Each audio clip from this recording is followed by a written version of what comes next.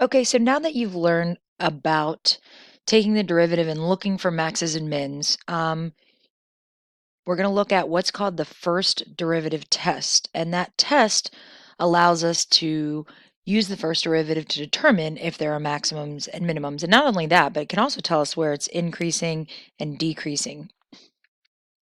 So down here, we've got, as long as you have a continuous function, that part's important, and you can take the derivative, that's the differentiable part. Then if the derivative ends up being a positive number, greater than 0, then that's increasing there. And if it's less than 0, it's decreasing.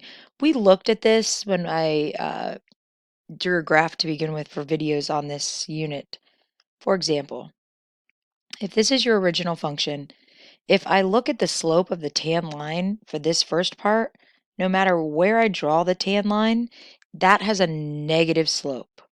So my slope is negative on that section all the way until it reaches this minimum, and then the minimum right there has a slope of 0.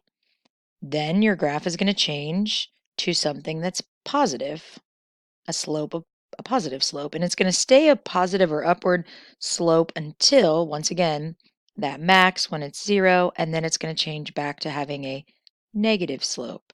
So this section where it had a negative slope was decreasing, this section where it had a positive slope was increasing, and then back to decreasing. So we're going to use that as we move forward today.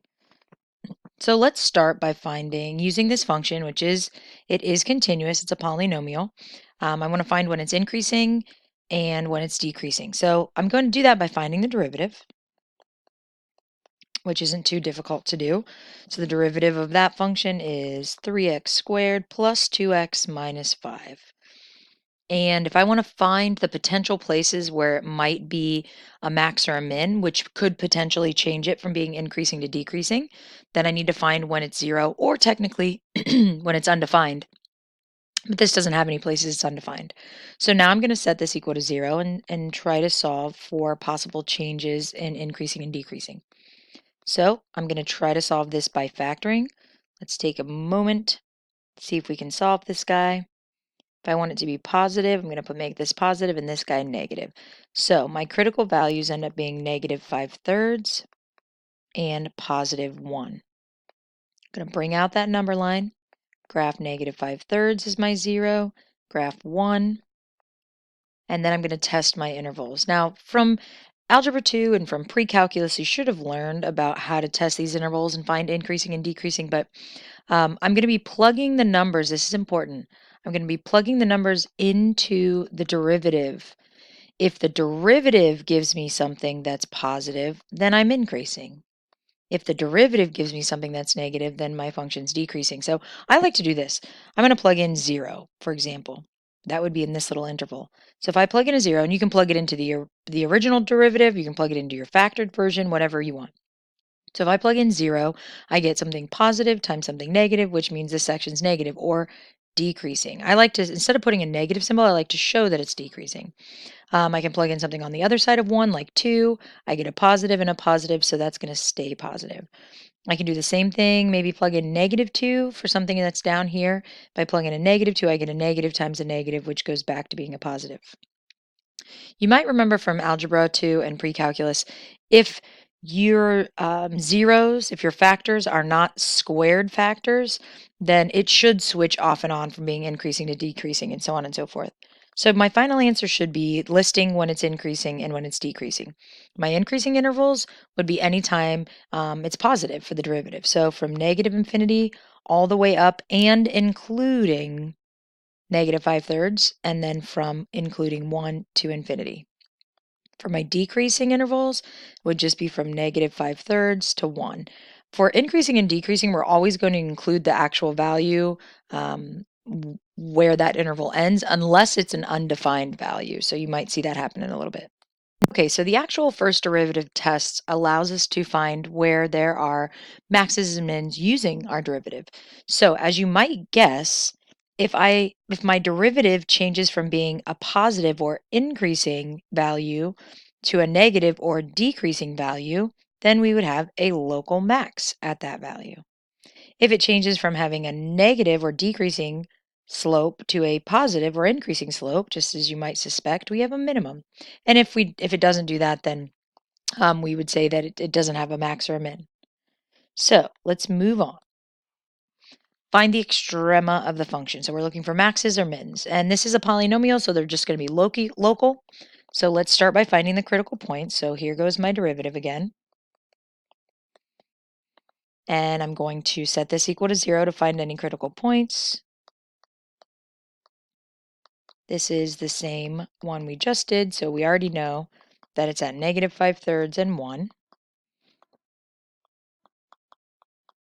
And we also know from the previous problem that it was increasing, decreasing, increasing. So whenever we switch from having a slope that was increasing to decreasing, that means I'm going to have a max. So I have a local max. We can write L max at x equals -5/3. And here, when we have a decreasing to an increasing, we have a local minimum at x equals 1. Pretty easy. Let's try it again. So in this one, I'm actually going to go ahead and multiply this out before I do the derivative. So I have 8x to the 1/3 minus, now, and when I go to multiply this, I'm going to add exponents. So this would be x to the 4/3. So just keep that in mind. All right, let's do the derivative.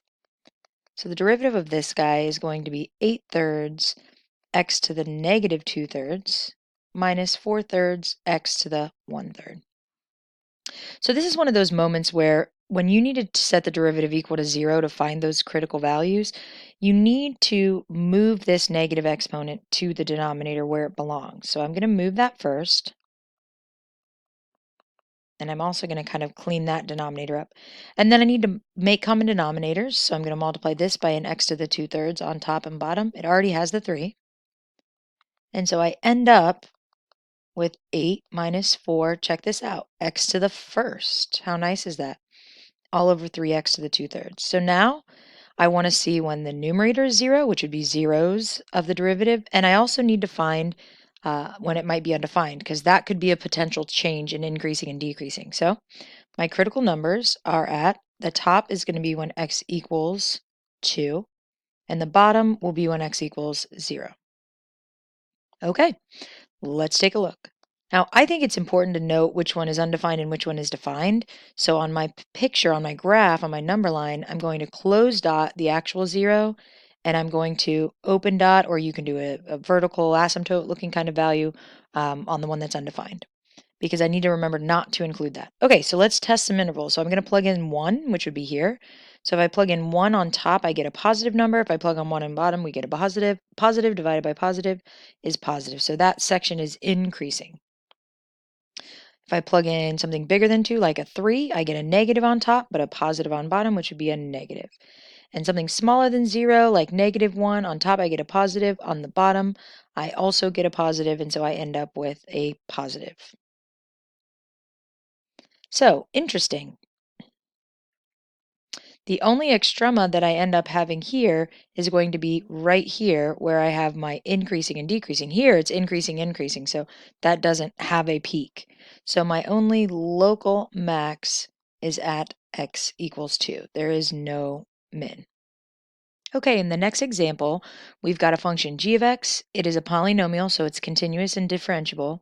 I want to know how many relative extrema does it have. So let's start by taking the derivative. So we've got 4x cubed plus 12x squared. Now, I'm going to want to set this equal to 0, but it'll be easiest to do if I factor it. So I'm going to go ahead and factor out a 4x squared, which gives me x plus 3, set it equal to 0. Over here, I've got x equals 0 as a critical number, and then x equals -3. So let's plot those. Those are both zeros. So again, I like to fill those in. Let's test some values. So on this one, if I plug in something smaller than -3, I get -4. -4 back in here is going to give me a positive and a negative. So that section is going to be negative. If I plug in something here like -1, I get a positive and a positive. So a positive. Something bigger than 0, like 1, is positive, positive. Now, I don't know if you guys noticed this, but whenever we have this repeated 0 or squared 0, if you remember, it bounced off the x-axis back in the day when you learned about this. Or basically, it's doing the same thing on either side. So for this one, that's why you see it be positive on this side of 0 and positive. Because 3 isn't squared, it does switch on either side of 3. You can use that to help shortcut this process. So the only extrema that I have here, I just have this one. It's decreasing, increasing. So there'd be a local min at x equals -3. All right, example 5. We already have the derivative, so that's nice. They want to know when it's decreasing. So I'm going to set my derivative equal to 0, which was when the top is 0. I'm also going to check the bottom and see if that's 0. But the nice thing about the bottom is, of course, I don't have any real solutions there, so I don't have to worry about it. So basically, it only changes at 0. So then I just have to test the interval. So I can plug in 1, for example. If I plug in 1, I get a negative on top and a positive on bottom, which means this one's negative. And if I plug in something negative, I get a positive on top and a positive on bottom, which is positive. When is it decreasing? It would be decreasing from, remember to include your zeros, so 0 to infinity. And you can say something like when x is from 0 to infinity. All right, in this one, this is a calculator one. I gave you the equation of the derivative, mind you, and I want to know at what values of x does, from -3 to 3, which is my window here, does it have a relative max? Well, again, this is already the derivative, guys. So in the derivative, if you are a positive number, you are increasing, and if you are a negative number, you're decreasing. So whenever it changes, remember, to be a max, you have to go from being increasing, which is positive, to decreasing, which is negative. So a max would occur anywhere you start above in the positives and change to the negatives.